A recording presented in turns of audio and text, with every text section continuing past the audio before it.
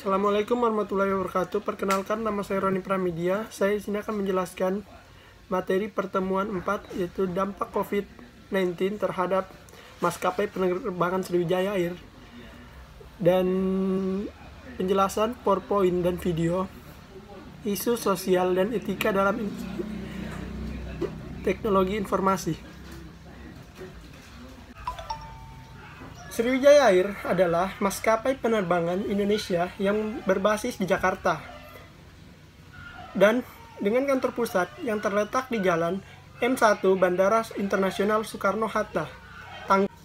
Sriwijaya Air adalah maskapai penerbangan terbesar nomor 3 di Indonesia dengan mengoperasikan pesawat berbadan sempit dengan berbagai tujuan ke Indonesia maupun internasional. Sriwijaya Air didirikan pada tahun 2002 dan memulai operasinya pada tanggal 10 November tahun 2003. Sriwijaya Air memiliki entitas anak dengan 6 air dengan total armada 30 unit. Sriwijaya Air melayani 25 tujuan penerbangan dengan markas pusat terletak di Jakarta, Indonesia. Orang-orang kunci dalam Sriwijaya Air adalah Chandra Lee sebagai komisaris utama. Sebelum ditetapkan sebagai pandemi oleh Badan Kesehatan Dunia atau WHO, virus corona atau COVID-19 telah memberikan banyak dampak buruk bagi perindustrian, baik di Indonesia maupun di internasional. Salah satunya yaitu industri penerbangan yang akan kita bahas pada video kali ini. Di tengah kondisi ekonomi global saat ini yang sangat tidak pasti disebabkan oleh pandemi virus corona atau COVID-19, banyak perusahaan industri penerbangan menyerah. Dan tidak banyak juga maskapai penerbangan yang merumahkan pilot dan karyawannya dikarenakan menurun drastisnya pendapatan maskapai penerbangan tersebut. Ketua Umum Indonesia National Air Carrier atau yang biasa disingkat INACA, Damon Prawiratmojo menyatakan bahkan beberapa maskapai penerbangan telah memilih opsi untuk mem-PHK beberapa karyawan di tengah pandemi virus corona yang membuat semakin ruginya maskapai penerbangan. Hal ini tidak lepas dari dampak yang diberikan oleh pandemi virus corona terhadap berbagai maskapai penerbangan yang semakin meluas di Indonesia. Sejak bulan Maret tahun 2020, terjadi penurunan drastis penumpang berbagai maskapai penerbangan di Indonesia yang sangat merugikan bagi maskapai penerbangan tersebut. Untuk mencegah hal ini terjadi, INACA atau Industry National Association Air Carrier tengah mengajukan keinginan dan intensif industri penerbangan kepada pemerintah. INACA atau Indonesia National Air Carrier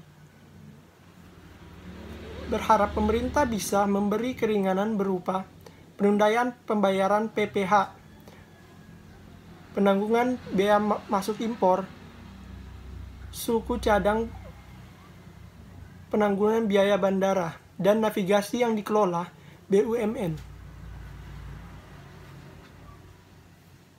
Pemberlakuan diskon biaya bandara yang dikelola oleh Kementerian Perhubungan. Dan perpanjangan jangka waktu berlakunya pelatihan simulator maupun pemeriksaan kesehatan bagi awak pesawat. Selanjutnya, saya akan membahas isu sosial dan etika dalam sistem informasi akuntansi. Mengapa harus etika dalam dunia bisnis? Ini dikarenakan sangat rentannya perbisnisan di dunia TI dari kecurangan yang bisa sangat merugikan orang lain maupun diri sendiri. Bisnis dalam TI bagai pisau bermata dua. di mana kita bisa mendapat kemudahan dalam berbisnis, dan di lain sisi kita diberi kemudahan untuk berbuat curang dan dicurangi. Mengapa kita harus mempelajari etika dalam dunia TI? Karena hal ini bertujuan untuk menekan hal-hal negatif yang muncul dari penggunaan TI dalam dunia bisnis. Bagaimana sih caranya? Untuk lebih mudahnya, kita akan menyebutnya sebagai 5 dimensi moral dalam TI. Yang pertama, hak dan kewajiban informasi. Apa maksud dari itu? Itu hak dan kewajiban informasi adalah kita diberi akses informasi yang mudah dan diberi kemudahan mendapatkan informasi, baik itu menggunakan kuota sendiri dan handphone sendiri, tapi ada batasan terhadap informasi yang dapat kita terima di TI. Disinilah etika bisnis berperan. Dan ada beberapa orang yang senang memberi informasi pribadi di dunia maya dengan alasan eksis dan mengikuti zaman. Tapi di lain sisi, hal ini memberikan kesempatan bagi orang lain untuk menggunakan informasi yang kita berikan, atau bisa melakukan pencurian identitas. Dan di sini dengan mempelajari etika bisnis, kita diajari untuk paham bahwa ada beberapa hal yang harus dilindungi, yaitu privasi. Dan yang kedua, hak dan kewajiban yang terkait kepemilikan. Dan contoh sederhana seperti ini, jika kita memiliki produk dan kita mengiklankannya, dan banyak yang menyukainya, dan tentu saja banyak yang ingin tahu cara membuatnya, dan kita sadari bahwa ini adalah rahasia dagang kita sendiri, dan kita berhak mendapat perlindungan dari produk kita. Contoh lainnya adalah ketika kita menciptakan sebuah lagu, dan lagu itu laku di pasaran, dan banyak yang menyukainya, dan kita memberi akses kepada orang lain untuk menikmati, kita juga, dan untuk melindungi daerah kita dari diakui orang lain, kita dapat mengajukan hak cipta. Dan untuk yang ketiga adalah akuntabilitas dan pengendalian. Siapa yang berhak memberi informasi?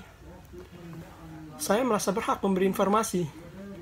Berarti saya yakin memiliki cukup pengetahuan untuk memberi informasi. Siapa yang bertanggung jawab terhadap keakuratan informasi? Kita hanya dituntut untuk memberi informasi yang kita dapat pertanggungjawabkan kebenarannya. Di sini kita dituntut untuk jujur dalam memberi informasi. Tidak hanya etika yang mengatur tentang kejujuran dalam dunia TI. Di Indonesia sendiri telah diatur dalam Undang-Undang ITE. Yang keempat adalah kualitas sistem.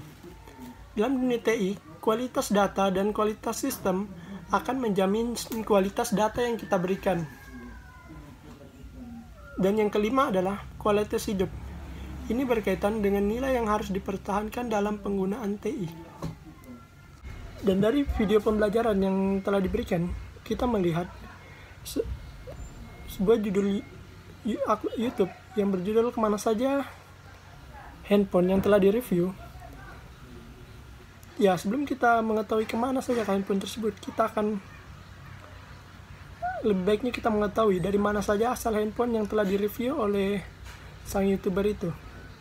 Yang pertama itu dia mendapatkan handphone dengan cara diberi oleh produsen handphone. Ini diberi dalam artian diberi untuk disimpan sendiri oleh sang YouTuber. Sini, sang produsen akan mendapat keuntungan berupa iklan yang lebih murah dibanding memasang iklan atau pamflet di tempat lain seperti baliho dan sebagainya. Dan sang YouTuber akan mendapatkan AdSense dan bahan untuk direview. Dan kita tentunya sebagai pengguna informasi tentu akan mendapatkan informasi yang lebih terpercaya. Yang kedua, dia mendapatkan barang dari pinjaman dari produsen. tentu kita dari kata pinjaman tentu kita sudah paham bahwa ini tentunya akan dikembalikan pada akhir setelah direview. Dan tentu untuk manfaat yang didapat akan sama seperti contoh sebelumnya. Dan yang ketiga adalah dibeli sendiri. Ini hanya terkhusus bagi HP-HP yang memang langka atau tidak ada dijual di pasaran Indonesia. Dan kita juga melihat bagaimana si YouTuber memprioritaskan kejujuran dalam menjaga kepercayaan penontonnya. Dan untuk kemana HP yang telah direview, sang YouTuber menjelaskan bahwa HP itu nantinya akan dilelang atau dijual di pasar atau di situs online yang dimilikinya. Tentunya dengan cara dilelang.